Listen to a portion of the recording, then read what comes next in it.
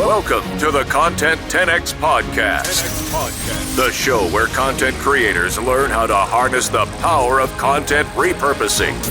And now, your host, Amy Woods. Hello and welcome to this week's episode of the Content 10X podcast. I'm your host, Amy Woods, and this week we have a guest episode. So my wonderful guest is Natalie Hailey. She is a content manager and her business is called Hot Content, and she works with small business owners and entrepreneurs to help them be consistent with their content and make the most of their content as well. Natalie also has a podcast, One Hot Thing, and a blog. And like me, she's really passionate about content repurposing, which is maybe why we get on so well. So welcome to the show, Natalie. Hi, Amy. It's great to be here. It's funny, isn't it? We've been friends online for ages now, but we've never actually met in person. We haven't. We keep talking that we need to meet at the Trafford Centre, and we're going to do it. We're going to do it. It's one of those things where we haven't met, but as soon as we do meet, we'll just natter on with each other for hours as if we've known each other forever, won't we? Yeah, well, thank you so much for coming on the show. I really appreciate it. And like I said, I think we both have a mutual love for content repurposing and quality content, don't we? Yes, absolutely. Yeah. So tell me a little bit more about what you do. I know I said you help entrepreneurs, business owners be more consistent with their content. Tell us a little bit more about that. Yeah, so I normally get involved not so much with the creation of content, whether it's audio, video or written content, but I normally get involved after the content has been created to actually help people publish that content, to repurpose it and then promote it, because as much effort as we all put into creating content from scratch, and it is a huge commitment to do it consistently, unfortunately that's only 50% if that of the entire process that you have to go through to actually get that content seen. So I'm really aware that there's a lot of very, very busy business owners and entrepreneurs out there who put their all into their content but don't necessarily have the time to fit in everything that comes after that to actually get traffic driven to that content and get the results from it. So that's kind of where I come in. After a video has been edited, or after a podcast has been edited, or a blog's been written, it's actually physically, helping them get it published and get it out there to their audience. Yeah, absolutely. It's so important. Obviously, that's what we do here at Content 10X as well, because it's like you said, it's one thing to actually create the content, but there's so much more that you then need to do. Yeah. So what we wanted to go through today, what I'm really keen to know is what you do with the video content that you work with. So where videos, it can be time consuming. You have to think of so many other aspects of the content creation than just writing a blog post, and, podcasting obviously is a bit more complex as well. But I think when people create video content, it can often be maybe the more time consuming content of all, but in my opinion, then the highest engaging content as well, and the most repurposable content too. So you put a lot of time into it, but then you can get lots out of it as well.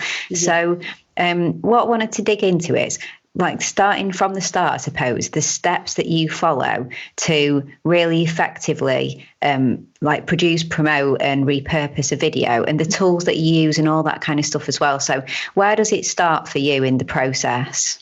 Right. So with video, normally people are putting that video on YouTube, not necessarily, but for the purposes of this, focus on how it works with YouTube. So it all starts with really having your whole process mapped out. So what I'll sort of start by saying is that how much I love a spreadsheet, Amy. Very, very sad in that way, but I really believe that the key to everything is having a process in place. And I think there's so many great tools out there for getting organised with your processes. There's like Asana and Trello and all the rest of it, and I think they're great. But I do think sometimes we can try and overcomplicate things a little bit. And I really think that, especially if you tend to get overwhelmed with content, production and promotion and everything, is just really to keep it simple and map out your process on a spreadsheet. And the satisfaction to be gained from ticking, things off already done in a little box is immense.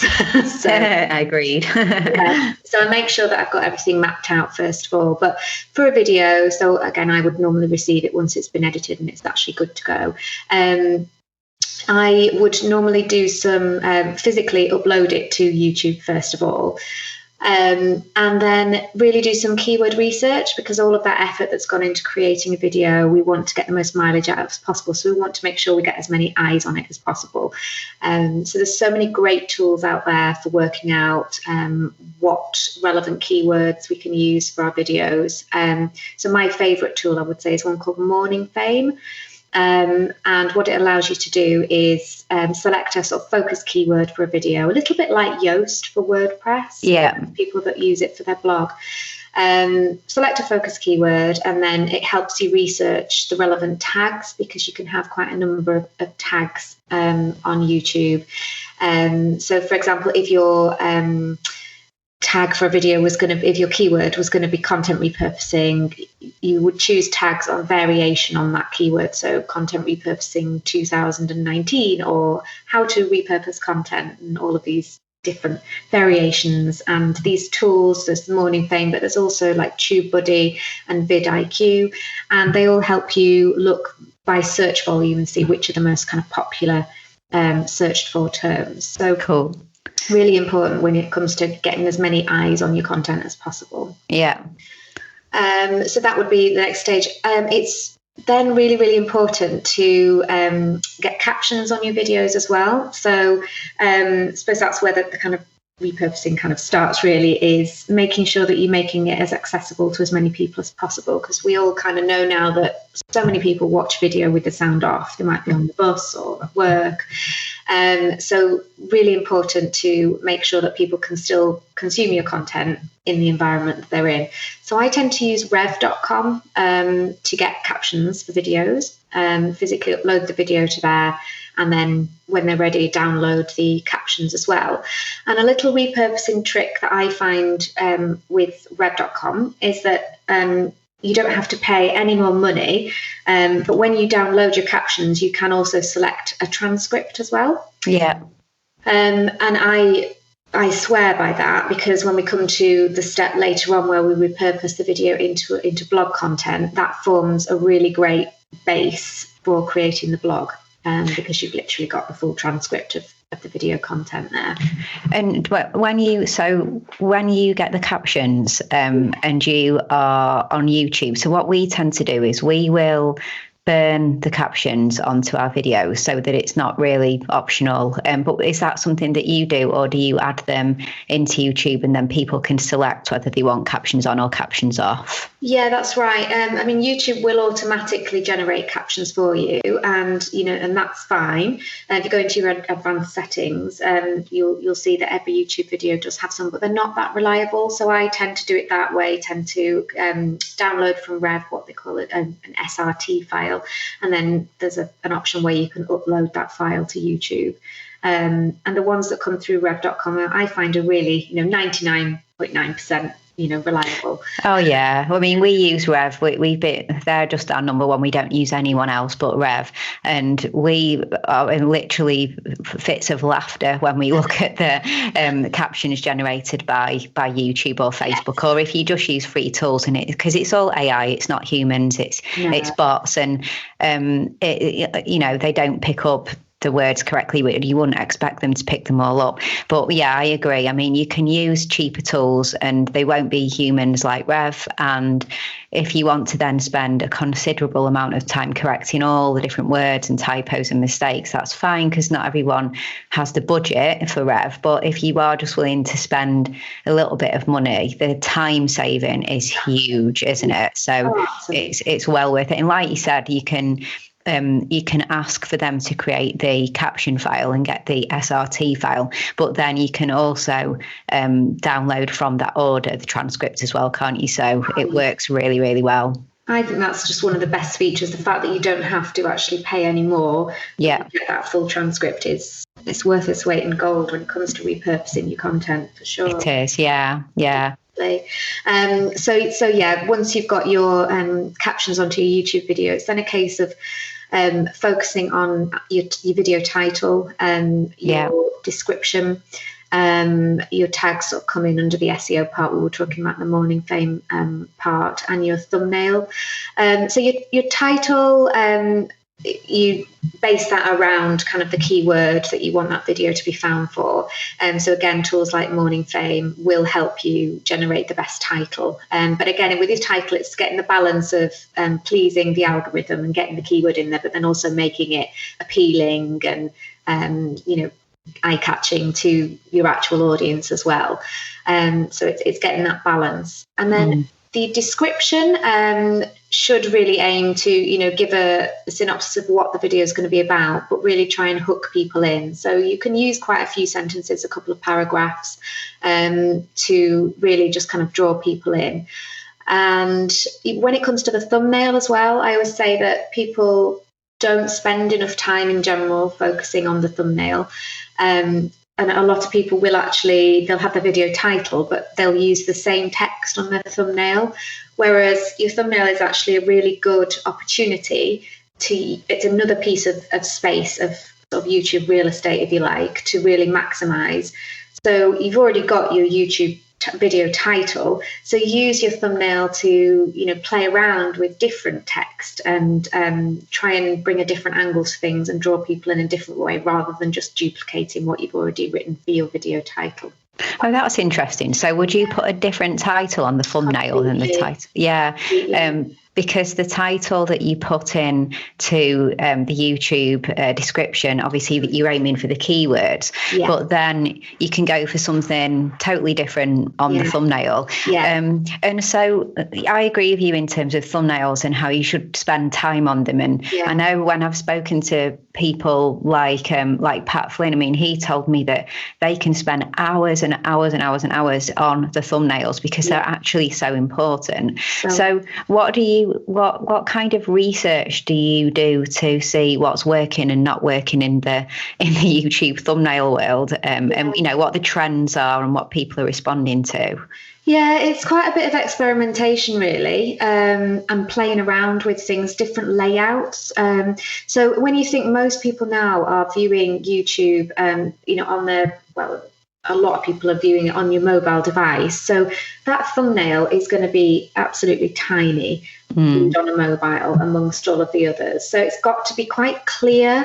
Your text has got to be really bold, clean, and ideally, if you can get a picture of you, if you are the main person that features in the video, try and get images of you. Try and really put some effort into the background of your thumbnail as well. So rather than just taking a screenshot of your video, actually spend some time, just take 5-10 minutes to actually take some pictures of yourself in different poses that are perhaps relevant. So if you've got a video of you kind of, unboxing a package or whatever it is you feature, get a picture of you doing that. Different poses, different facial expressions and that kind of thing. But I think the main rules are just to keep it really clear and bold, and just play around with your text. So, try and use that space, ideally 4 to 5 words, if that. I mean, if you can keep it to 3, then that's great. It's sometimes quite hard to do.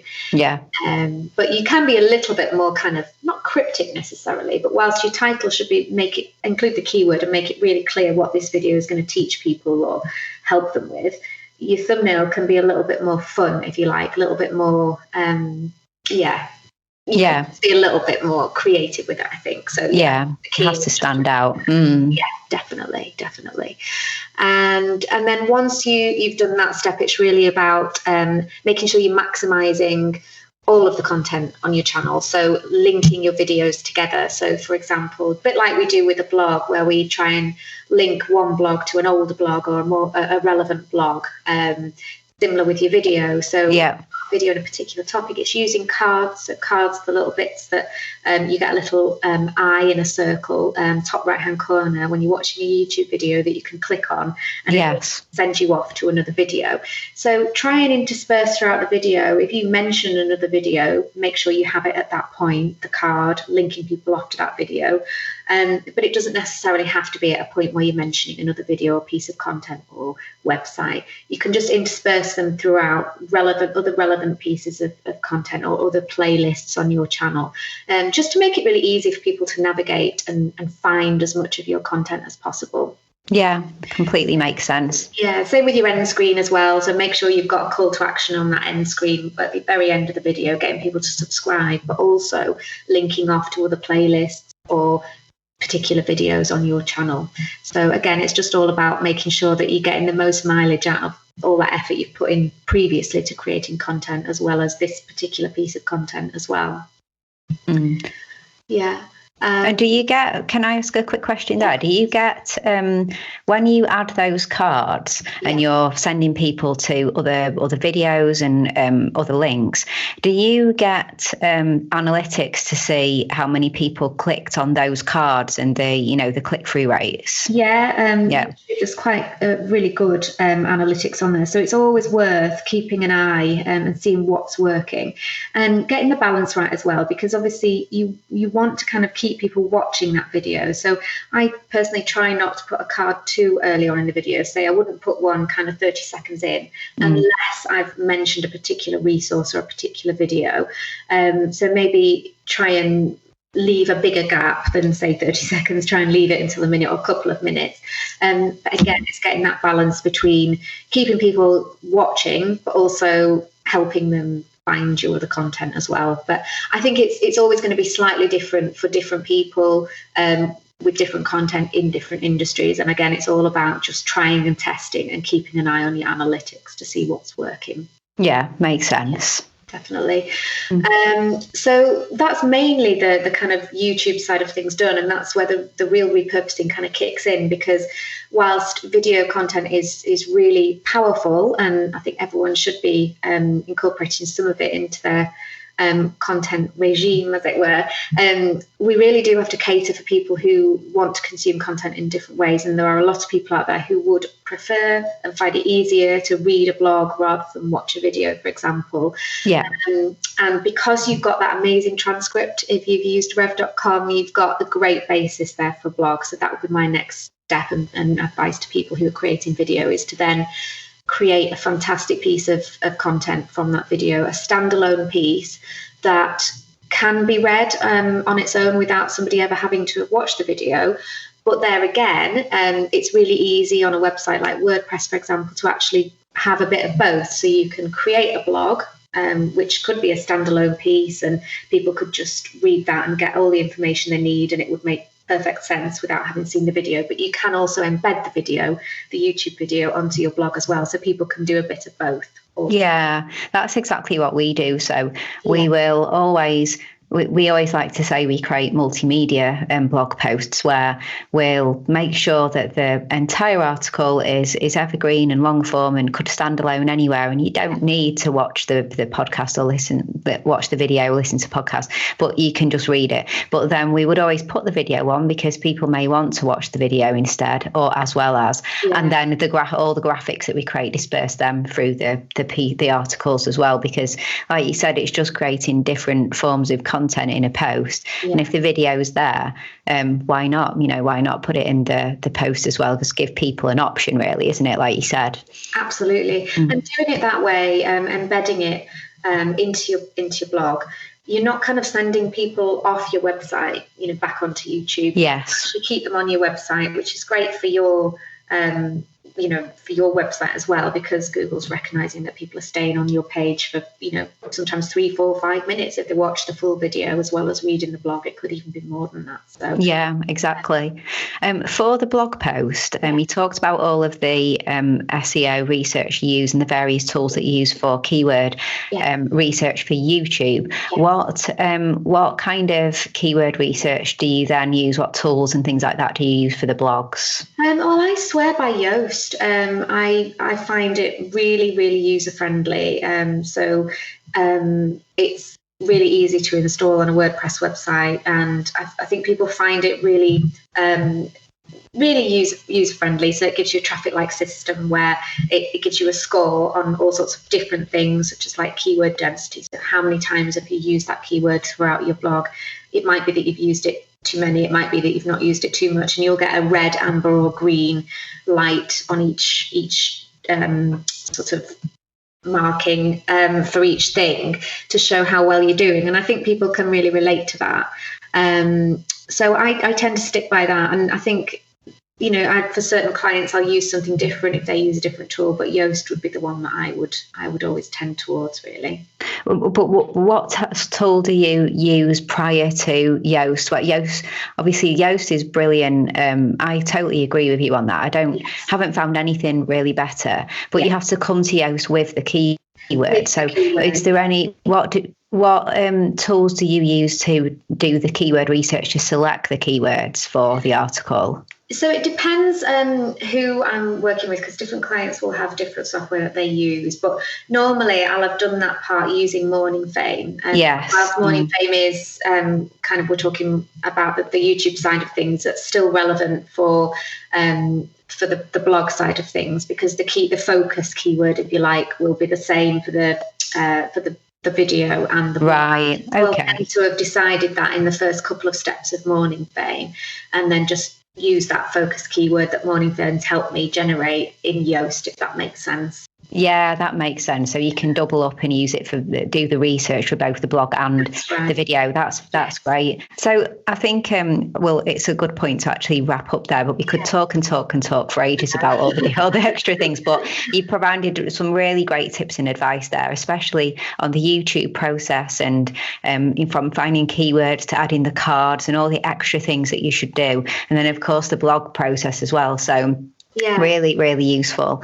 So where should people go, Natalie, if they want to connect with you on social media or find out more about you? Yeah, absolutely. So I'm on most of the main channels: Facebook, Twitter, Instagram mainly, so at Hot Content UK.